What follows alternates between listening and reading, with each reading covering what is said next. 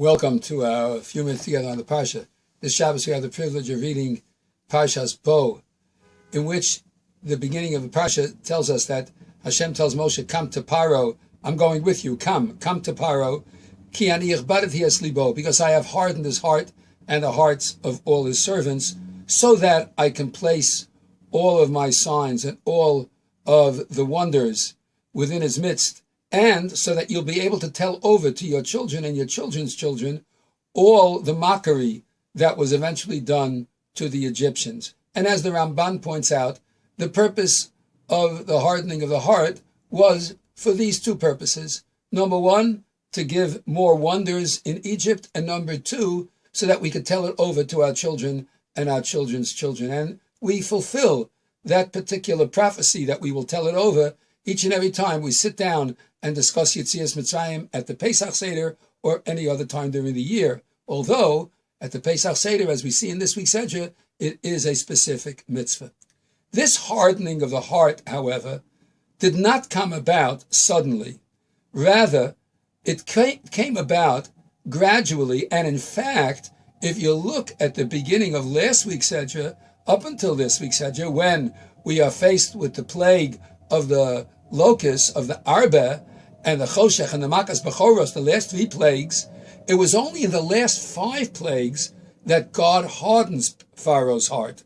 In the first plagues, Paro hardens his own heart. For instance, if you'll take a look at the psukim that are mentioned in Parshas Va'era, in Perek Ches, in Pasuk Chav Ches, it says, Vayachbeid Paro es libo, that Paro hardened his own heart. Previous to that, also in Pasuk Yud Aleph in Perek Ches, it says, V'hachbeid es libo, that he hardened his own heart.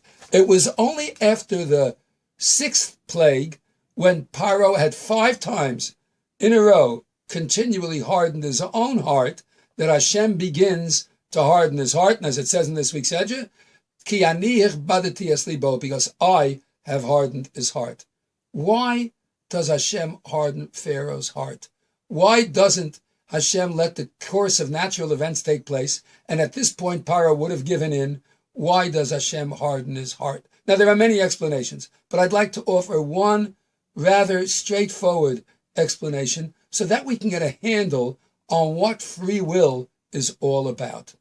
Hashem created the world with one of the greatest miracles of all, and that is the miracle that each of us has free will to choose.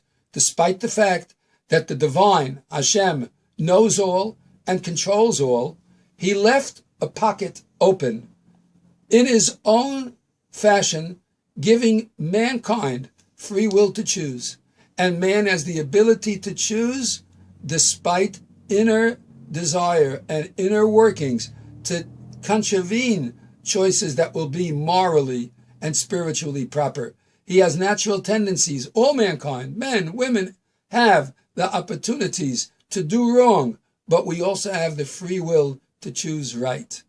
Sometimes you might wonder, why is it that someone who robs a bank and gets thrown into jail after repeated bank robberies and repeatedly goes into jail, why is it that this felon goes and the second he gets out of jail is already planning his next bank robbery?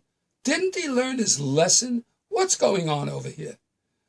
On a simple level, you could say, this person has so hardened his own heart and has so lost his free will not to rob a bank that he almost must. It's almost a part of him, because he gave up his free will. He gave it up and lost it. The greatest gift being free will, the greatest punishment, the loss of free will. Paro had ample opportunities to let the Jewish people go. Each time he hardened and hardened and hardened and hardened his heart. And after a while, Hashem says, I gave this man ample opportunities, and he has free will. He could have chosen to let them go, but he chose not to.